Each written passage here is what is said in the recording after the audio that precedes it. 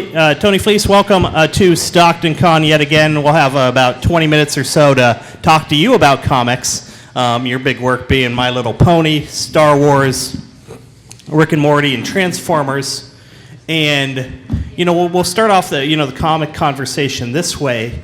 You wrote an autobiographical comic. That's right. About your life. How did that come to be? And when you started, you were like, okay, I have this idea. And when you finished, was it what you expected it to be? Yeah, mostly. That was the very first comic I ever made, and at the time I had always been an artist, and I'd never written anything before, but I always would tell stories, and so I rather than try and figure out how to do like a fictional story or how to come up with characters or any of that type of stuff, which seems sort of daunting, I was like, well, let me just write these stories that happened to me, and then I can draw that, and that'll give me something that I know nobody else will have because these stories are personal to me. So I did it's like a funny comic. It's just about funny things that happened to me. What were some of the funny things to let people know?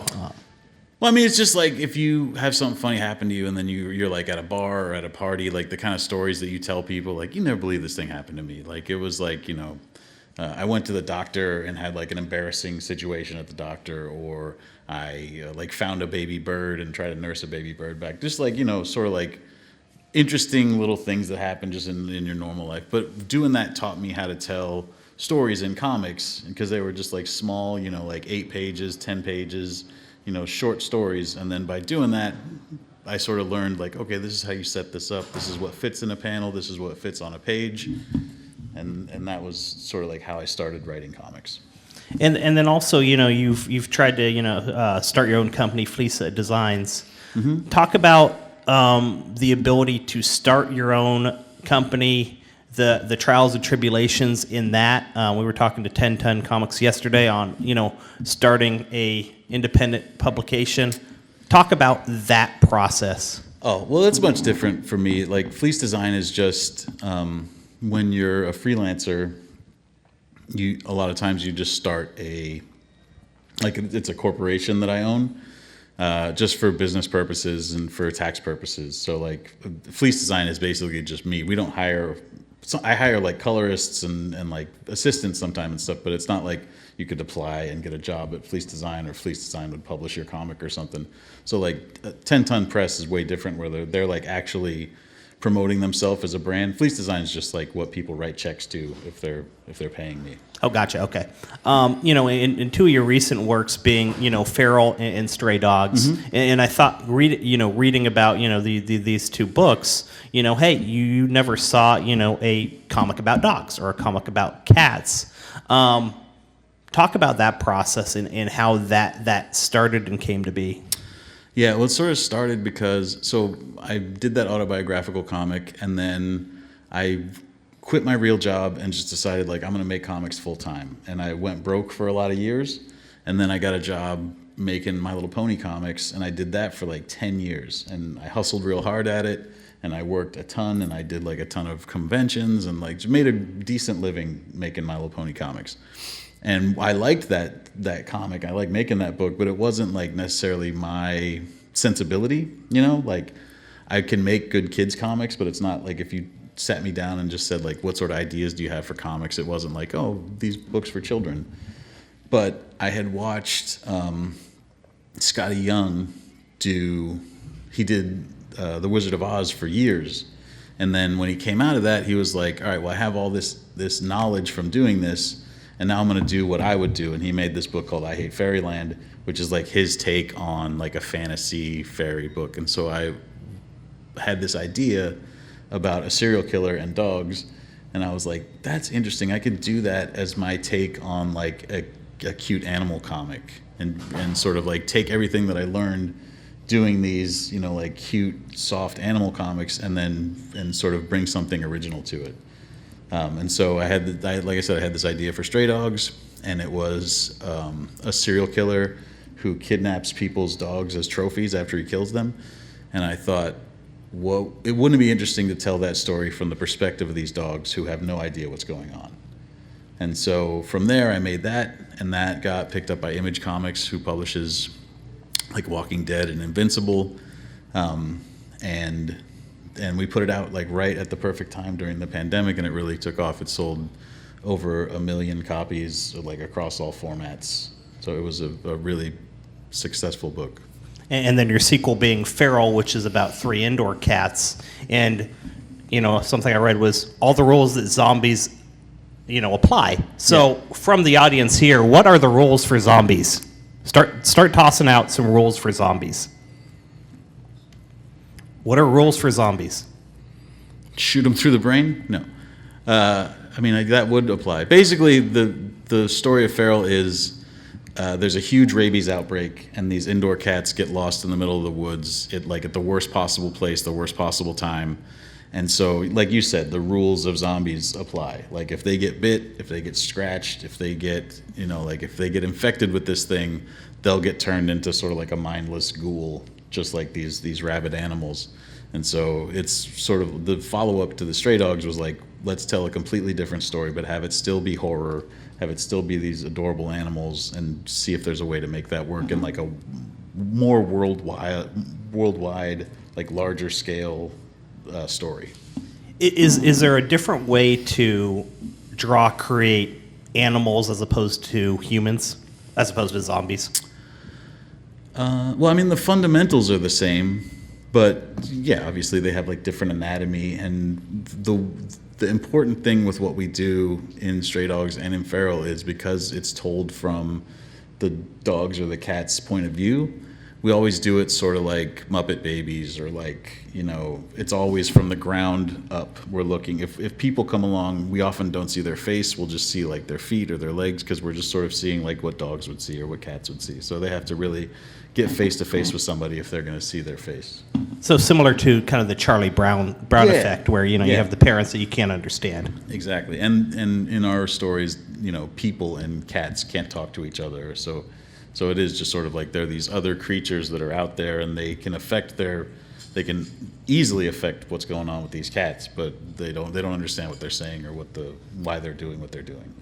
And interesting, one thing I read was, dogs are forgetful, cats remember everything. Yeah. That was, so like a main part of Stray Dogs is that these dogs don't know what's going on, because a dog's memory, they have long-term memory. They remember who you are and like where they sleep at. They have like sort of like instinctual memory, but their short-term memory, they remember things for like 8 seconds. That's why if somebody's a jerk and they kick a dog, the dog will come back pretty soon after that. They'll sort of remember that something happened, but they're not like, oh, this guy kicked me. They come right back. And so that was an important part to the Stray Dog story, is that they sort of forget that this guy's a murderer. They just know like, oh, he feeds us and he gives us shelter. And so that was big in Stray Dogs. And when we made the follow-up, we wanted it to be, it's cats, it's completely different. And the thing about cats is that they seem to like hold grudges, and they sort of, it seems like they know something that they're not saying. And so we wanted to make that part of it. Like they have long memories, and they sort of hold on to things. Is there a third part of the series? Is there another, animal kingdom that's coming down the line? Trish, who draws Feral and Stray Dogs, and I both started on My Little Pony, and we've talked about possibly doing like sort of like a Ghost Horses Western for the last part. But Feral's going to run so Stray Dogs is a couple of short mini-series, and Feral's going to be a long form, like ongoing series. So it'll be years from now, but we've talked about like sort of closing out doing like a trilogy and closing it out with horses. Ghost Horses, there you go. Yeah. Any questions out in the audience for Tony here? Was that a Norm Macdonald reference earlier? What did I say? Oh, you said, where do you get your ideas? Oh, maybe. Yeah. Yeah. Yeah, that was like a little shtick he did on the show where, it's a cliche question to ask. Yeah. It was just me asking a cliche panel question. Yes, and he stole like half my questions right there in the back, so that's part of it there. You've been to a few of these cons over the years, and people ask you to commission work for them. What's kind of the oddest or most interesting requests that you've gotten over the years? Well, I used to have a guy in LA that was like an obsessive mermaid fan. He collected mermaids, and he's still around. I just got too expensive for him.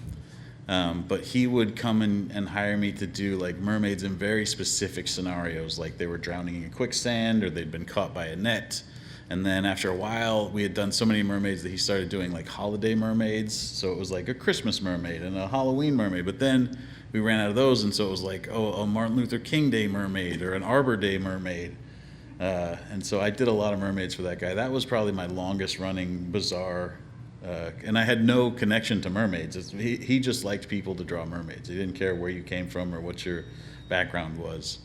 And there's specific anime mermaids that he liked from a show called like Melody Mermaid Peachy Peachy Pitch or something like that. And so I would just draw these mermaids for him.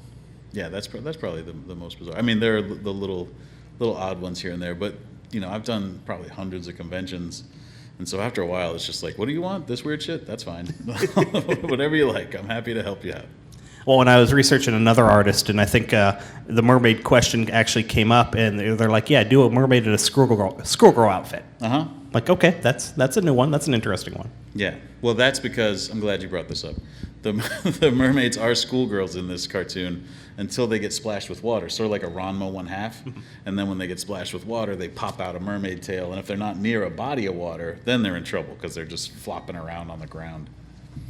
Well, there you go. And also, if you are into mermaids, there's a show on Netflix called Tidelands about killer Australian mermaids. On one side of the island, they're the mermaids. On the other side, there's drug dealers.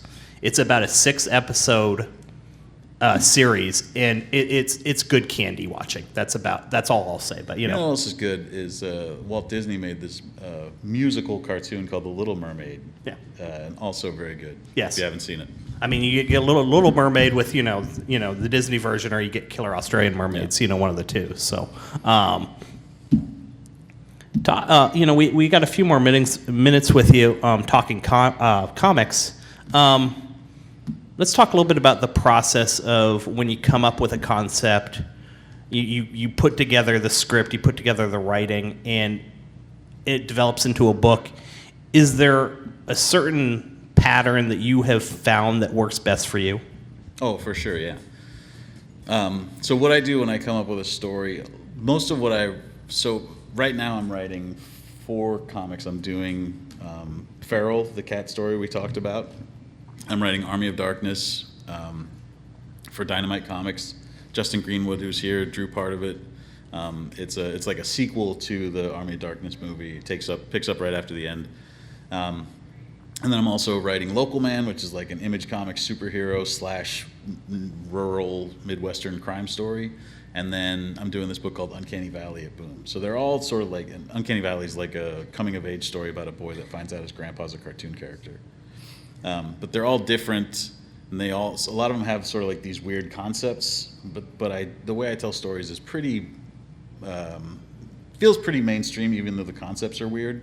You know, like the beats of the stories are pretty, you know, I feel like if you sat down and watched this as a movie, you'd be like, that was a good ass movie.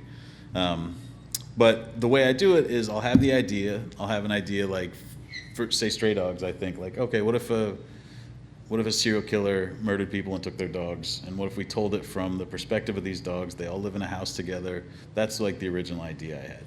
So from there, I just wrote down like paragraphs of sort of like what happens, and I start to like put together. First, sometimes I'm just writing down like note cards, ideas of things that would happen, scenes and stuff, and then I organize them into an outline that's like this happens, and then this happens, and then this happens, and it's all sort of written out in a big long document. And then when I break it down into issues, I go like, all right, and then this, you know, I'll write in cliffhangers, like, and then this happens, and everything is screwed, you know, and then that's where you end your issue, right? And then you have to come back and figure out how to fix it or how to get out of that situation. But once I have it all in paragraphs, I'll start writing the issues, and that I usually will either write down on a piece of paper 1, 2, 3, 4, 5, 6 through 20, and that's the pages that are going to be in the issue. Or what I really like to do is I'll fold up a piece of paper and staple it and cut it and have it be 20 little pages, you know, and it'll be page 1 on the front and then 2 and 3 are a spread because that's how comics work, like, so you turn page 1 and then 2 or 3 you can see them both at the same time. And that means when you get to page 4, that's your first opportunity. Well, I guess page 2 is too, but that's your first opportunity for like a surprise. And so I like to look at it that way because I think visually, because I'm an artist. And so when I'm writing it out, I like to look at like a little dummy of the book and just write on that piece of paper, on that folded up piece of paper, like, okay, this part of the story happens here, and I sort of break it down. And it also helps you see like, how's this all going to fit into 20 pages or 22 pages? Where do I have room? Where do I need to stretch stuff out? Maybe I need to add a scene or subtract a scene. So I really like to do that because it like then when I get to the scripting part, I just go through that little dummy and I write down, okay, on page 1, I wrote down this stuff. And then I just hit page break in between every one of those pages, and then I just go in and I fill it out, Page 1, I got to do, it opens up, we're on a mountaintop, and then the cats are running from something, and then they hear something and they look the other way, and then we're going to turn the page and we're going to see what they're looking at. But I know on that first page, I got to figure out how many panels it is for them to show up, show that it's a mountaintop, show that they're running from something. So that's sort of what my process is. Like I start out with like, it's sort of like whittling it down from like the big idea all the way down to like the page. And then when you're writing it in the actual script, you're breaking it down into like, all right, here's what's on this page, what's in each panel. And so usually I like to have a lot of panels when it's like I'm trying to get through a lot of exposition or storytelling stuff, but when big things happen, I like to do like a 2-page spread or a splash page or a page that only has a couple panels because you want it to sort of be able to breathe or be impactful. So that's all stuff you can plan out when you make that sort of like dummy up, when you're just going like, it's almost like you're drawing like a mini version of the comic, but sometimes it's just in writing, I don't know if that makes sense, but that's how I do it. Well, and then also talking to artists yesterday, they talk a lot about using shading, using coloring, and then also the gestures of the characters that are in there. Talk a little bit about that for you, being able to bring these characters to life. As a writer or as an artist? Or Both. Both. Well, so because I am an artist and a writer, but most of the time, so like on Local Man, that's a book that I co-write. This guy named Tim Seeley, who created Hack Slash, he wrote Robin and Grayson at DC. He's done a bunch of stuff at DC, Batman Eternal. And we do this book at Image, and we both write it and we both draw it. So in that case, I'm like oftentimes drawing stuff that I wrote myself. And so in that case, I'm doing a lot more of that sort of like deciding which parts have like more rendering and more shading, which parts are going to have like in discussions with the colorist, like more saturated colors or bleaker colors or whatever. But when I'm just drawing stuff, I tend to like, I'll take the script that I'm drawing from, and once I sort of read it and internalize it, then it sort of goes from being like the script that I got to being like my story that I'm telling, And so then I do make a lot of decisions based on that about what parts are going to have like detailed rendering and what parts are going to be a little scratchier and faster looking. And I don't know if that's a good answer. No, it is. And one thing, I ask, in creating comics and you have multiple issues, do you also have something in the back of the head that says, hey, maybe this person hasn't gotten issue 1, issue 2, but they start with issue 3? Yeah, a lot of times I try to give as much. It's different now than it used to be. Like when I was growing up reading comics, you'd read like a Daredevil comic and it'd be like, Matt Murdock blinded by a freak accident and given extra powers by a radioactive isotope, and like that would be in every issue. His other senses are stronger than the one that he lost. Yada yada yada.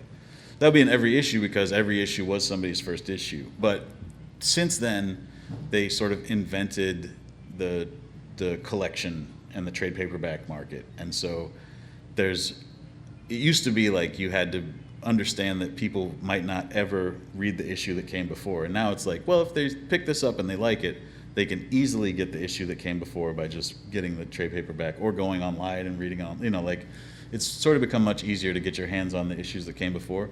So I try to tell a complete story in every issue where it's not like what's happening, who is this, what does any of this mean, but you don't have to be as detailed as you used to have to be about telling them everything every time, because it does get, when you read it then in a collection, it does get repetitive, where you're just like, okay, we get it. He's blinded by a freak accident. He's got an isotope, So, yeah, I try to make sure that every issue works as its own thing, where you could just pick it up and read it.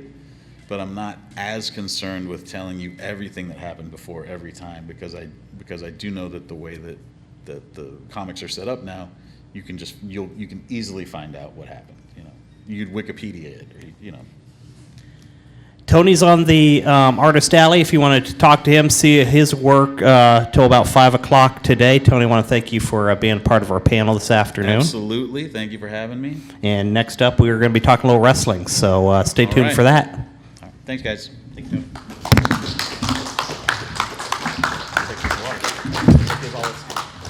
Yep.